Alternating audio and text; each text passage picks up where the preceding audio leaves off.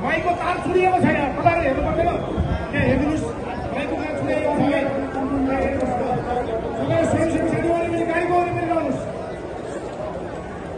स्वयंसेवक साथीहरू मैले फेरि आग्रह गरेँ यो माइकको गाडीमा कोही पनि नभइदिनुहोस् न माइकको गाडीमा सबै वरिपरि माइक दिइएको छ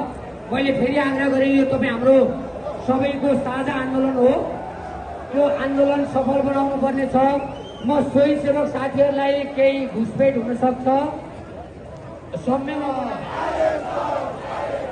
संघीयता खारेज गर